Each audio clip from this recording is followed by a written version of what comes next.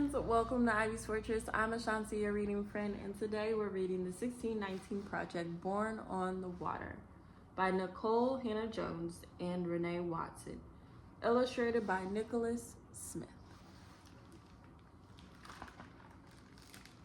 When a student receives a family tree assignment in school and can only trace back 3 generations, Grandma gathers the whole family and the student learns that 400 years ago in 1619, their ancestors were stolen and brought to America by Europeans enslavers.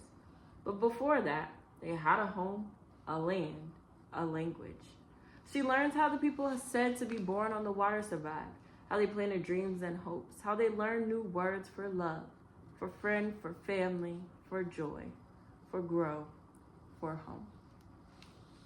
With lyrical verse by Pulitzer Prize-winning journalist Nikole Hannah-Jones and Newbery Honor-winning author Renee Watson and striking illustrations by Nikolas Smith, this powerful picture book from the 1619 Project provides a pathway for readers of all ages to reflect on the origins of American identity by chronicling the consequences of slavery and the history of Black resistance in the United States.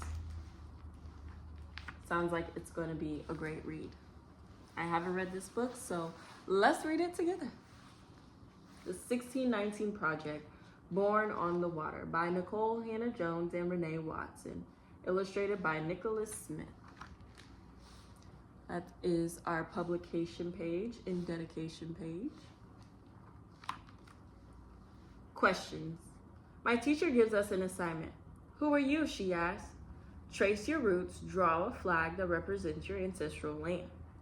Most of my classmates can count back many generations and learn about the countries where their families came from. They draw their flags, but I leave my paper blank. I do not know where I begin, what my story is. At home, Grandma asks, how was school? I tell her about the assignment and how I couldn't finish it. How I can only count back 3 generations here in this country, where my parents, my grandparents, and my great-grandparents were born. But before that, I did not know. I tell her that I am ashamed. Grandma gathers the whole family, says, come, let me tell you our beginning. Let me tell you where we're from. What Grandma tells me. They say our people were born on the water, but our people had a home, a place, a land before they were sold. 40 years ago in 1619, our ancestors were taken and brought here on a ship called the White Lion, a whole year before the Mayflower arrived. But before that dreadful voyage, there was a time when they did not pray for freedom. There was a time when they did not sing about overcoming. Their story does not begin with whips and chains. They had a home, a place, a land, a beginning. Their story is our story. Before they were enslaved, they were free. They had a language. They spoke Kimbundu. They had their own words for love, for friend, for family. The kingdom of Ndongo was nestled between the Lukala and the Kwanza rivers on a high plateau in West Central Africa. The people were good with their hands, knew the power of a seed, how to plant it, water it, and how to make something out of nothing. The people were good with their minds, good at math and science. They used shells for money, counting, recording, trading. They knew what their work was worth. They spoke Kimbundu, had their own words for joy, for grow, for home. Their hands had a knowing. Their hands had a knowing. They knew how to hold a baby close, how to rock the child to keep her from crying. Their hands knew how to mix herbs, how to get the just right flavor for a meal. Their hands knew how to beat and twist and shape iron, how to make gardening tools, armor, and weapons. Their hearts had a knowing. They knew how to make work joyful, how to create rhythm by pounding the tools against metal, knew how to make music to keep them company as they worked. Their minds had a knowing, worldly, curious, sharp. When they met with the white people, they learned quick, taught their tongues to speak Portuguese, taught their eyes to read strange words. They knew how to mix the old with the new. how even an ancient people always had more to learn. And they danced. And the people moved their feet, moved their whole bodies to the melody of horns and stringed instruments, of marimbas, and drums. They danced to celebrate, to mourn. They danced as a way of workshop, to offer thanks. Their bodies a song under open sky and bright sun. Their bodies a swaying testament to the beauty of creation. Stolen. And the white people took them away, kidnapped them, baptized them in the name of their God, stamped them with new names. Ours is no immigration story. They did not get to pack bags stuffed with cherished things, with a doll grandmama and had woven from tall grass, with a baby blanket handed down from generation to generation all the way back, so far back that it carried the scent of the ancestors. They could not hug their fathers and mothers, daughters and sons, hearts thumping in rhythm, clinging to that final sweetness before the parting. No promises, whispered from mouth to ear, of seeing each other soon. Just wails and sobs, confusion and wrists worn raw from shackles made of iron, feet split and bloody from the 200-mile march along the Kwanzaa River. They had no things, but they had their minds. The old ways, the harvest songs, the just right mix of herbs etched in their memories. They had their bodies, histories and bloodlines and drums pulsing in their veins. With trembling fingers, they braided seeds into their hair, defiantly hiding tiny pieces of home to plant one day in new soils. No matter what some say, the people fought. And the white people took them away anyway, forced them into the bottom of an evil ship to sail to a new world they had no desire to see. Ours is no immigration story. This is not immigration. This is slave trade. The white lion. No one knows how long it took before they knew. They would never see Ndongo again, never run along the high plateau or throw their heads back and giggles with their best friends. Maybe it was the second month or the third, when they had not seen their land or any land for so many days, they could no longer count. Some could not bear the pain. They refused to eat. They shut their mouths until their hearts gave out. Others tossed themselves into the teal eternity of the Atlantic Ocean, swimming one last time with the ancestors. Sickness and hunger, filth and cruelty took the others almost half. But those who did not die resolved to live no matter what. Packed in dark misery, strangers chained together, head to feet, hip to hip, in the bottom of a ship called the White Lion. They saw that these strangers, men, women, children, kidnapped too from many villages. These were their people now. These many people became one people, a new people. And that is why the people say we were born on the water. We came from the people who refused to die. Point Comfort. Finally, the ship stopped moving, and the people were dragged to the deck. They closed their eyes against the light of a sun they had not seen since Mother Africa's coast. They closed their eyes against the sight of a land that was not theirs. They cried a silent cry as white men spoke strange words, talking about their bodies, and with a handshake, traded another child, another mama, and daddy, 20 to 30 beloved human beings in all, for a few pounds of food and drink. 400 years ago, in the year 1619, the white people called this land Virginia, a sweet-sounding word for a place of such pain, a sweet-sounding word for a place where American slavery began.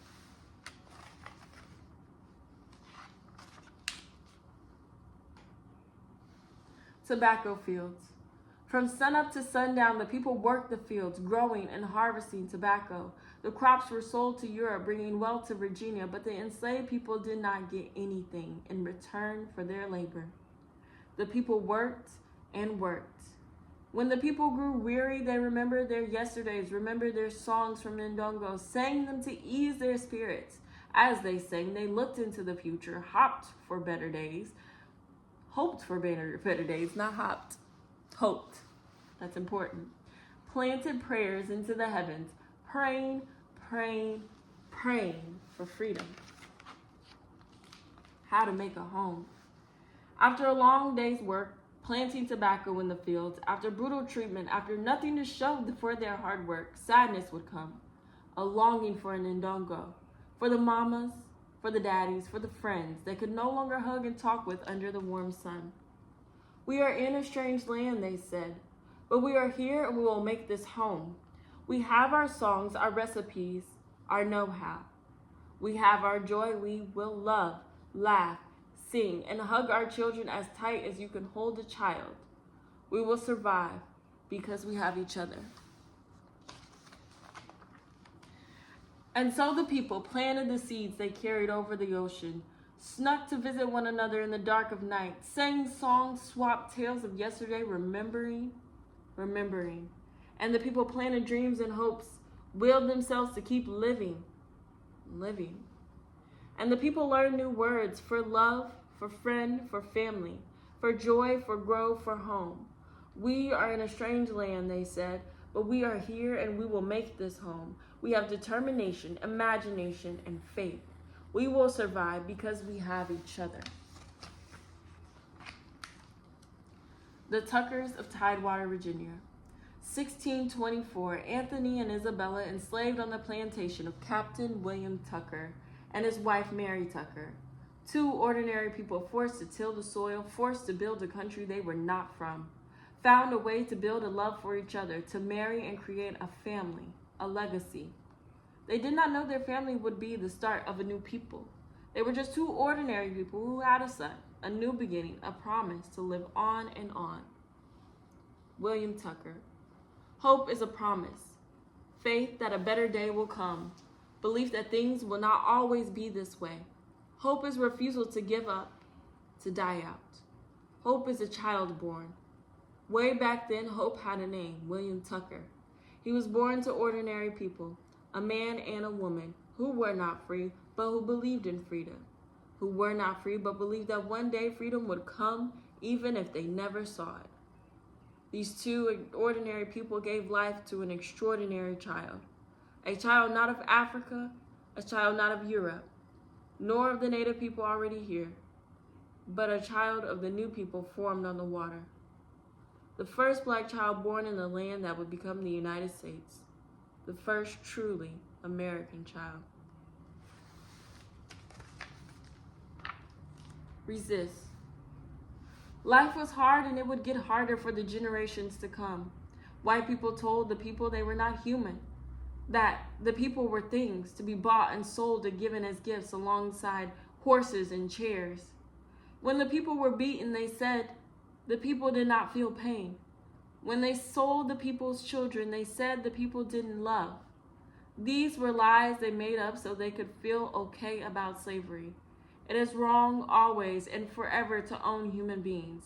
It is wrong always and forever to treat human beings like things. The people fought back for 250 years. The people resisted every day in ways big and small. For 250 years, the biggest resistance of all was that people kept living. Legacy. And the people who were born on the water survived, kept living and living. It was illegal to teach enslaved people how to read, but they birthed generations of teachers and librarians, scholars and authors. They were brokenhearted, beaten, and bruised, but they became healers, pastors, activists, doctors, and counselors. No one could steal the people's joy. They wrote songs, created jazz and hip-hop, rhythm and blues. They became inventors and athletes, nurses and cooks, pilots and architects, farmers and housekeepers, singers and artists, dancers and poets, mathematicians and scientists. They passed on their stories through the stitch of a quilt, shared secret messages through songs. The people survived. The people fought. And because the people survived and because the people fought, they finally got their freedom. And because the people survived and because the people fought, America has equality in the law. And because the people survived and because the people fought, America began to live up to its promise of democracy. It is the people who fight for this democracy still. Pride. Grandma looks at me and my brother and tells us, this is why we say Black Lives Matter, why we celebrate Black girl magic, why we believe our ancestors' wildest dreams. Never forget we are their hope. Never forget you come from a people of great strength, Grandma says. Be proud of our story, your story. The next day I go to school, pull out my red crayon, my blue, my white. I draw the stars and I draw the stripes of the flag of the country that my ancestors built, that my grandma and grandpa built, that I will help build too. And I am not ashamed. I know what my story is, where I am from, and where I begin. The end. Wow, that was a great read. So I'm going to read the authors and illustrators' notes. I just want to back up a little bit. Our hope for Born on the Water is to show that Black Americans have their own proud origin story, one that did not begin in slavery and struggle and in strife, but that bridges the gap between Africa and the United States of America. We begin this book with the rich cultures of West Africa and then weave the tale of how, after the Middle Passage, Black Americans created a new people here on this land. We see these verses as snapshots of the Black American experience. Each poem is its own container for the intense emotions that are sometimes joyful, sometimes painful. We hope all young people who read this book are inspired to ask questions about where they are from and to learn their own origin stories. We especially hope Black American children who may be longing to feel connected to their roots come away empowered by the knowledge that there is no shame in descending from American slavery, and with the understanding that they come from a resilient people who loved, resisted, and persevered. Nikole Hannah-Jones and Renee Watson. Each beautiful poem that Nikole and Renee have created has its own energy. My goal in illustrating this book was to read, feel, internalize, and respond with a painting to match the vibe of each poem. Some illustrations have a more vibrant energy, some more chaotic and messy, some more peaceful with smooth strokes, a visual representation of the infectious joy, heartbreaking struggles, and triumphant legacy of my ancestors. Countless Black Americans and I share this ancestral lineage, and often without any specifics, so I decided to illustrate a broad range of Central West African details, from architecture to hairstyles, instruments, and clothing. I have also filled the book with African sacrification pattern motifs, where life, death, rebirth are present. I am a Houston, Texas born descendant of masterfully skilled, brilliant, and strong-willed survivors who were violently taken from the West Central Africa and enslaved. I paint these poems for them as a manifestation of their wildest dreams come true. Nikolas Smith. All right, and a brief bio about our authors and illustrators. Nikole Hannah-Jones is a Pulitzer Prize-winning reporter covering racial injustice for the New York Times Magazine and creator of the landmark 1619 Project. In 2017, she received a MacArthur Foundation Fellowship. She has also won a Peabody Award, 2 George Polk Awards, 3 National Magazine Awards, and the 2018 John Chancellor Distinguished Journalism Award from the Columbia University. In 2016, Nikole co-founded the Ida B. Wells Society for Investigative Reporting. Renee Watson is a New York Times bestselling author. Her young adult novel, Piecing Me Together, received a Newbery Honor and a Coretta Scott King Award. Her books for young readers include Harlem's Little Blackbirds, The Story of Florence Mills, and Ways to Make Sunshine. Renee is on the Council of Writers for the National Writing Project and is a member of the Academy of American Poets Education Advisory Council. Learn more at reneewatson.net.